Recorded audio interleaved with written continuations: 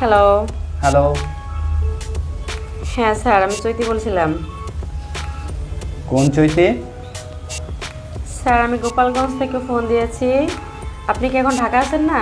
হ্যাঁ, ঢাকায় আমি এখন শুটে আসছি। তো তো কি বলতে চাও? হ্যাঁ স্যার, আমি জানতে পারছি যে আপনি আজকে রামপুরা শ্যুট করতেছেন। তো স্যার, আপনার সাথে আমার একটু ইমার্জেন্সি কথা বলার ছিল। এখানে কিছু কথা আছে যে টাকা দিতে না পারলে কিন্তু অন্য কিছু দিতে হবে, সেটা গোপনে তোমার আর আমার মাঝে মধ্যে। স্যার, আপনি আমাকে দিন রাত কাজ করান, আমার কোনো আপত্তি নাই, আমি সব রকম কষ্ট করতে রাজি। আর আমি তোমাকে ওই কাজের কথা বলছি না। তাহলে বুঝতেই পারছো যে তোমার টাকা 10,000 টাকা যেটা সেটা কিচ্ছু দিতে হবে না তোমাকে। আমি 5 দিনের ভিতরে বড় নায়িকা বানাবো। সত্যি বলতেছেন স্যার? হ্যাঁ, তবে আমার সাথে তোমার কিছু সময় দিতে হবে আমাকে। স্যার, কখন, কিভাবে? কখন কিভাবে সেটা তো তোমাকে আমি জানাবো, তবে আমরা যে কাজগুলো করি তা রাত 12টা পর্যন্ত করি। রাত 12টার পরে তুমি আমাকে সময় দেবে। স্যার দেখেন, আমি আপনাকে অনেক বিশ্বাস করি, হ্যাঁ, আর বিশ্বাস করি বলে আপনাকে ফোনটা দিছি। শুধু রাত 12টা না, আপনি যদি বলেন আমি রাত 3টা পর্যন্ত কাজ করতে রাজি, তবু আপনি আমাকে একটা চান্স দেন স্যার। ওকে, চান্স দেবো, কিন্তু ওই যে বললাম না, রাত 12টার পরে তুমি আর আমি শুধু একা কাজ করব। আচ্ছা, আমি মনে করি আপনি বাজলে আমি বাজবো, আমার কোনো ভয় আমি করতেছি না। আর আপনি যেটা বলবেন আমি সেটাই করব। আমার শুধু স্বপ্নটা পূরণ হবে, এটাই আমি চাই, আর কিছু না। হ্যাঁ, স্বপ্নটা পূরণ হবে সেটা না, তুমি বুঝতে পারছো আমি কিসের কথা বলছি? না স্যার, এখনো বুঝি নাই। এই জন্যই বলি গায়ের মেয়েরা গাইয়া বুঝ, ঠিক আছে? স্যার, এরকম ভাবে বলবেন না। ভাই, তোমাকে দিয়ে হবে না, তুমি ফোন রাখো। না না না স্যার, আমি জাস্ট একটা বার শুধু চান্স আছে স্যার। আপনি যদি দয়া না করেন, আমার মনে হয় না আমি আর কোথাও কার কাছে যাই এই জায়গাটা নিতে পারবো বা কথা বলতে পারবো। কারণ আপনি আমার সাথে 5 মিনিট 10 মিনিট কথা বলেন, অন্যান্য প্রডিউসার আছে যারা আমার ফোনটা রিসিভ করে বলে চিনি না, কথা বলে না স্যার, জানেন অনেক কষ্ট হয় আমার। মানে যাই হোক, মানে ঠিক আছে, তোমার কথা আমি রাখতে পারি, একটা শর্ত।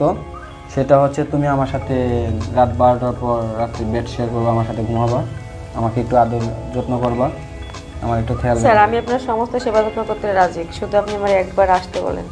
ঠিক আছে, তুমি আমার খেয়াল রাখলেই চলবে। মানে খেয়ালের ভিতরে কিছু মজা টজা দিতে হবে কিন্তু।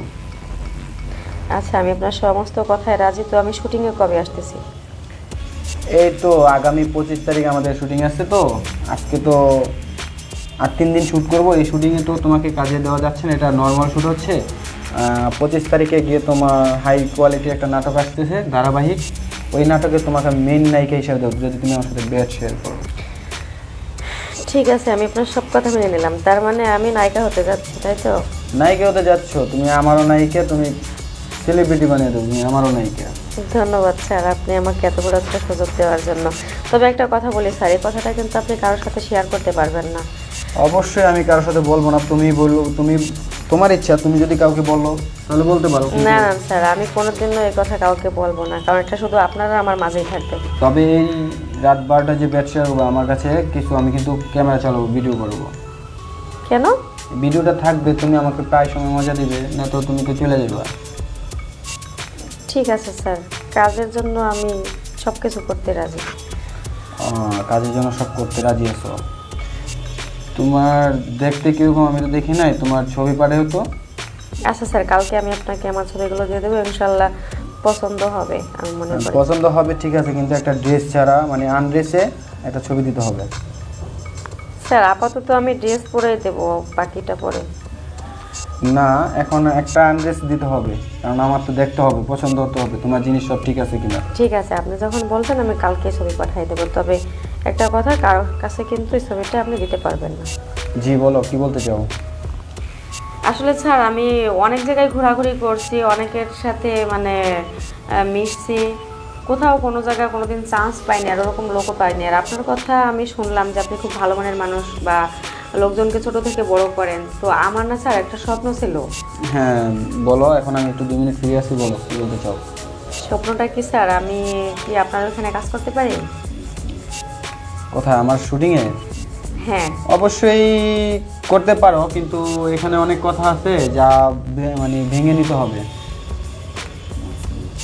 হ্যাঁ স্যার, আমি সব কথা শুনতে রাজি, জাস্ট আমার শুধু একটাই স্বপ্ন যে আমি নায়িকা হব এবং আপনি আমাকে তুলবেন, আপনি আমাকে বড় করবেন, কারণ আমাকে তোলার মতো কোনো লোক নেই, সেরকম হাত আমি পাচ্ছি না, ঠিক আছে, কোনো অপশনই পাচ্ছি না। আপনার কথা স্যার আমি অনেক শুনেছি, যার জন্য আপনাকে আমি এত কষ্ট করে নাম্বারটা জোগাড় করে ফোন দিয়েছি। তাই নাকি? হ্যাঁ। আচ্ছা, যেটা এখন কথা হচ্ছে কি, আমার শ্যুটে তো নায়িকা লাগবে না, অথচ এখন তুমি যেহেতু বলতেছো এখানে কিছু কথা আছে যা সবার সামনে বলা যাবে না, তো তুমি বুঝতে পারছো কি বলতে চাইতেছি? স্যার আসলে আমি গ্রামের মেয়ে তো অতটা বুঝি না, যদি আপনি আমাকে বোঝায় বলতেন তাহলে মনে হয় বিষয়টা ভালো হতো। কারণ আপনারা শিক্ষিত, আপনারা শহরে থাকেন, আপনারা বড় বড় লোকদের সাথে চলেন, আমি সাধারণ মানে গ্রামের মেয়ে, আমি গাইয়া, আমি তেমন কিছু বুঝি না। আপনি আমাকে একটু বোঝায় বলেন স্যার প্লিজ। অ্যাকচুয়ালি আমরা যে শ্যুটটা করি এখানে আমাদের চলচ্চিত্র জগতে মানে অনেক টাকা খরচ করতে হয়। হ্যাঁ, সেটা আমি জানি। আমাদের লাখ লাখ টাকা চলে যায়, তো ক্যামেরাম্যান আছে, লাইটম্যান আছে, সবাইকে বিল দিতে হয়। তো সেই বিলটা কিন্তু আমরা নিজের থেকে দিই না, যারা আর্টিস্ট আছে তারাই দেয়। কিন্তু স্যার আমি তো গরিবের মেয়ে, আমার তো ওরকম সামর্থ্য নাই। আপনি যদি আমাকে একটু হেল্প করতেন তাহলে মনে হয় গরিবের আমার মেয়ে, ভবিষ্যৎটা পাল্টাতো। শোনো, তুমি যদি গরিবের মেয়ে হও, ঠিক আছে, তাহলে তো আমার কিছু করার নাই, স্বপ্ন আমার না, স্বপ্ন তোমার। এখন তুমি দেখো, গরিব বলে কি আমাদের স্বপ্ন পূরণ হবে না? আমরা স্বপ্ন দেখতে পারি না? শোনো, আমাদের এখানে কম খরচে, তোমার জন্য আমি একটু কমে বলতেছি।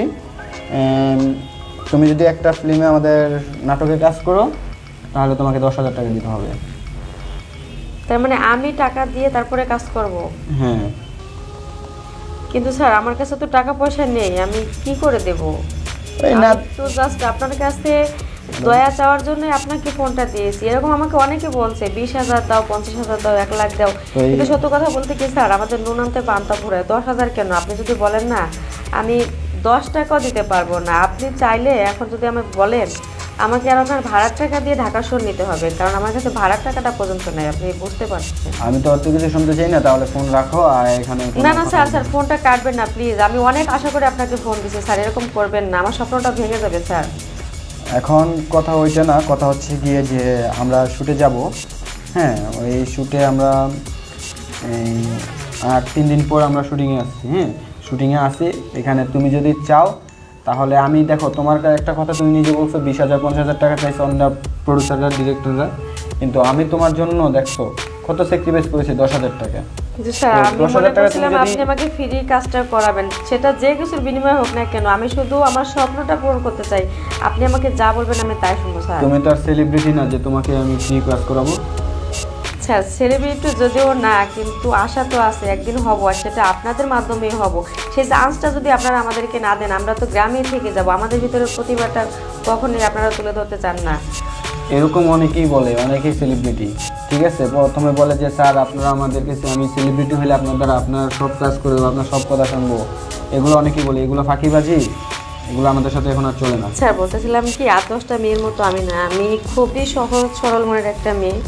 আমার মন মানসিকতা অন্যরকম। আপনি চাইলে সারা জীবন আমাকে দিয়ে কাজ করাইতে পারবেন এবং আপনার সব কথা আমি শুনবো স্যার। শেষ আপডেট জানতে সাবস্ক্রাইব করুন আমাদের এই চ্যানেলে আর বেল আইকনটি অন করে রাখুন। ধন্যবাদ পুরো ভিডিওটি দেখার জন্য, আর আপনাদের মন্তব্য আমাদেরকে উৎসাহ জাগায়।